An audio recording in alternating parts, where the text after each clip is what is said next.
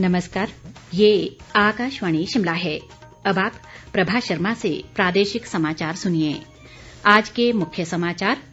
प्रदेश भाजपा की पहली semi virtual बैठक शिमला में आयोजित। राष्ट्रीय व राज्य स्तर के अनेक नेताओं ने लिया भाग।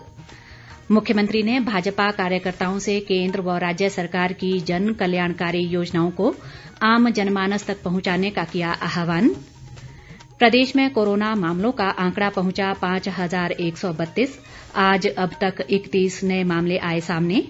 और पर्यटन नगरी मनाली में 1 अक्टूबर से होटल खोलने की तैयारी में जुटे होटल व्यवसायी। अब समाचार विस्तार से। आज भारतीय जनता पार्टी की पहली सेमी वर्चुअल बैठक पार्टी मुख्यालय दीप कमल में प्रदेशाध्यक्ष सुरेश कश्यप की अध्यक्षता में आयोजित की गई। राज्य कार्यसमिति की इस बैठक में मुख्यमंत्री जयराम ठाकुर मौजूद रहे। वहीं पूर्व मुख्यमंत्री शांता कुमार व प्रेम कुमार धूमल, केंद्रीय वित्त राज्य मंत्री अनुराग ठाकुर, राष्ट्रीय महामंत्री अनिल जैन और राष्ट्रीय सचिव तरुण चुग वर्चुअल माध्यम से जुड़े। इस मौके पर सुरेश कश्यप ने कहा कि बीते 6 वर्षों में प्रधानमंत्री नरेंद्र मोदी के नेतृत्व में भाजपा सरकार की स्पष्ट नीति और नीयत के चलते देश के गरीबों के जीवन स्तर को बेहतर बनाने में हम आगे बढ़े हैं। उन्होंने कहा कि प्रधानमंत्री मोदी के सशक्त नेतृत्व के कारण चीन को हमारी सीमा से पीछे हटना पड़ा और 500 वर्ष के लंबे इंतजार के बाद राम मंदिर निर्माण का मार्ग प्रशस्त हुआ है। सुरेश कश्यप ने पार्टी कार्यकर्ताओं से एकजुटता के साथ आगे बढ़ने का आह्वान किया ताकि 2022 में एक बार फिर भाजपा की सरकार सत्तासीन हो सके। वर्चुअल माध्यम से बैठक से जुड़े भाजपा के राष्ट्रीय महामंत्री अनिल जैन ने मुख्यमंत्री जयराम ठाकुर को कोविड-19 के संकट काल में बेहतरीन प्रयासों के लिए बधाई और शुभकामनाएं दी। उन्होंने कहा कि अब तक केवल चुनाव के समय गरीबों को याद किया जाता था, लेकिन केंद्र की मोदी सरकार ने गरीबों के लिए सैकड़ों योजनाएं बनाई हैं, जिन्हें धरातल पर उतारा जा रहा है। केंद्रीय वित्त राज्य मंत्री अनुराग ठाकुर ने इस दौरान पार्टी कार्यकर्ताओं को संबोधित करते हुए कहा कि केंद्र सरकार प्रधानमंत्री नरेंद्र मोदी के नेतृत्व में देश को मजबूत करने का काम कर रही है। उन्होंने कहा कि देश के 80 करोड़ लोगों को 8 माह के लिए मुफ्त राशन केवल भाजपा की सरकार ही दे सकती है। भाजपा के राष्ट्रीय सचिव तरुण चुग ने कहा कि केंद्र की मोदी सरकार के दूसरे कार्यकाल का पहला वर्ष अभूतपूर्व रहा है। उन्होंने कहा कि इस दौरान केंद्र सरकार ने कई महत्वपूर्ण फैसले लेकर एक नए भारत की नींव रखी है। तरुण चुग ने कहा कि कोरोना काल में लॉकडाउन के दौरान गरीब जनता के लिए प्रधानमंत्री गरीब कल्याण योजना के तहत 17 लाख करोड़ रुपए का राहत पैकेज दिया, जो अपने आप में ऐतिहासिक है। वहीं 20 लाख करोड़ रुपए के आर्थिक पैकेज की घोषणा से समाज के विभिन्न वर्गों की चिंता की है। कार्यसमिति की बैठक में 2 राजनीतिक प्रस्ताव भी लाए गए। इस बीच मुख्यमंत्री जयराम ठाकुर ने भाजपा कार्यकर्ताओं से सरकार की नीतियों और योजनाओं की जानकारी आम जन तक पहुंचाने का आग्रह किया। उन्होंने कहा कि केंद्र व राज्य सरकारों ने समाज के हर वर्ग के आर्थिक व सामाजिक उत्थान के लिए अनेक योजनाएं आरंभ की हैं और पार्टी कार्यकर्ताओं को इन योजनाओं के लाभार्थियों से उचित संपर्क रखना चाहिए।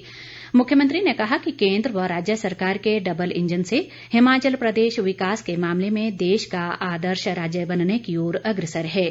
इस दौरान उन्होंने जनहित में चलाई जा रही विभिन्न योजनाओं का बखान किया। मुख्यमंत्री ने लॉकडाउन के दौरान करीब 5,000 लोगों को भोजन उपलब्ध करवाने और 50 लाख से अधिक मास्क वितरित करने के लिए प्रदेश भाजपा कार्यकर्ताओं का आभार जताया। उन्होंने राज्य में भाजपा के आधार को और मजबूत बनाने व वर्ष 2022 में भाजपा सरकार को फिर से सत्ता में लाने के लिए समर्पण की भावना से काम करने का आग्रह किया। हमारा लक्ष्य और उसकी शुरुआत हमको आज से ही करनी है, क्योंकि जब 28 साल का आधा सफर हमारा पूरा हुआ। आधे सफर के पश्चात हम अगले सफर की बात अगर हम करें तो समझ लेना चाहिए कि हम अब तैयारी के उस दौर में से जाने वाले हैं जहां वक्त आ गया तैयार होकर के उस संघर्ष को, उस लड़ाई को जीतने के लिए तैयारी करने का, जो 2022 में हमारे सामने होगा। संगठन के कार्यकर्ताओं का अनुभव और बहुत कर्मठ और समर्पित कार्यकर्ताओं की यहाँ पर कोई वजह नहीं बनती। 2017 में भाजपा की सरकार, मजबूत सरकार, आप सबके आशीर्वाद से हिमाचल प्रदेश में हम बनाने में सफल हुए हैं, तो 2022 में भी भाजपा की ही सरकार निश्चित रूप से बनेगी। ऐसा वर्चुअल रैली में शहरी विकास मंत्री सुरेश भारद्वाज, जनजातीय विकास मंत्री रामलाल मारकंडा, प्रदेश भाजपा संगठन सचिव पवन राणा और महासचिव राकेश जम्वाल सहित मुख्यमंत्री के राजनीतिक सलाहकार त्रिलोक जम्वाल और शिमला भाजपा के अन्य नेता भी मौजूद रहे। स्वास्थ्य व परिवार कल्याण मंत्री राजीव सैजल ने कहा है कि लोगों को घर द्वार पर बेहतर स्वास्थ्य सेवाएं उपलब्ध करवाना प्रदेश सरकार की प्राथमिकता है। उन्होंने कहा कि प्रदेश में विभिन्न वर्गों की सुविधा के लिए हिमकेयर और सहारा जैसी योजनाएं कार्यान्वित की जा रही हैं। सैजल ने बताया कि सहारा योजना के तहत अब तक 9,078 लाभार्थियों को करीब 6 करोड़ रुपए की वित्तीय सहायता दी जा चुकी है।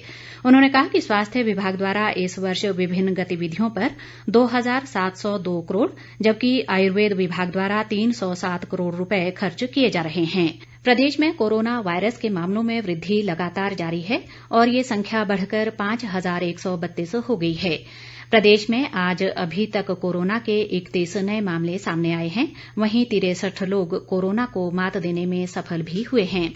इनमें से सबसे अधिक कांगड़ा जिला से 16, सिरमौर से 10, कुल्लू से 3 और मंडी व सोलन जिले से एक नए कोरोना मामले की पुष्टि हुई है। मौजूदा समय में प्रदेश में 1,403 कोरोना रोगी उपचाराधीन हैं जबकि 3,647 लोग अब तक स्वस्थ हो चुके हैं। पर्यटन नगरी मनाली में कोविड-19 के चलते बंद पड़े होटल 1 अक्तूबर से खोल दिए जाएंगे। ये फैसला आज मनाली होटलियर एसोसिएशन की बैठक में लिया गया। एसोसिएशन के अध्यक्ष अनूप ठाकुर ने मनाली में कोविड केयर सेंटर खोलने की मांग की। उन्होंने कहा कि क्षेत्र में कोई भी कोविड केयर सेंटर स्थापित नहीं किया गया है। ऐसे में यदि पर्यटकों की आवाजाही में कोरोना का मामला आता है तो उसके इलाज के लिए कोविड केयर सेंटर का होना आवश्यक है। उन्होंने होटल खोलने का फैसला होटल मालिकों की इच्छा पर छोड़ा है और कहा कि इसके लिए होटल मालिकों को बाध्य नहीं किया जाएगा। Institute of chartered accountants of India की हिमाचल ब्रांच के पूर्व अध्यक्ष योगेश वर्मा और वरिष्ठ चार्टेड अकाउंटेंट राजेश सक्सेना ने सरकारी योजनाओं में ऑडिट की व्यवस्था मजबूत करने के लिए स्वतंत्र ऑडिटर नियुक्त करने की सरकार से मांग की है।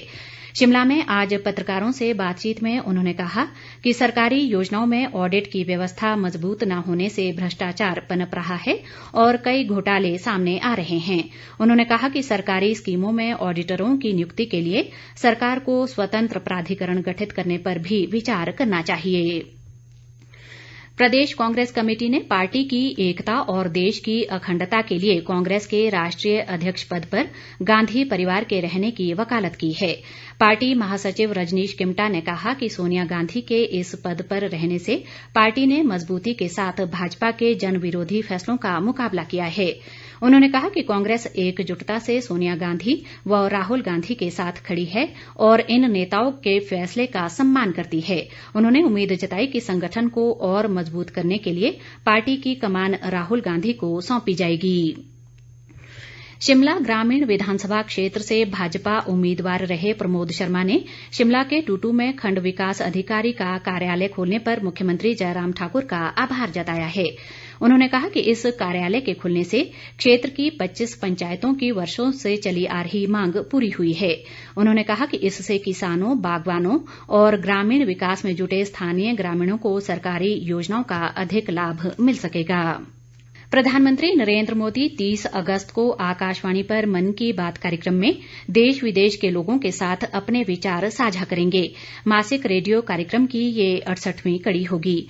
प्रधानमंत्री ने लोगों को इस कार्यक्रम में अपने विचार साझा करने के लिए आमंत्रित किया है। लोग 1800-117800 पर अपने विचार रिकॉर्ड करा सकते हैं और नमो ऐप ओपन फोरम या माई गोव पर भी अपने विचार लिख सकते हैं।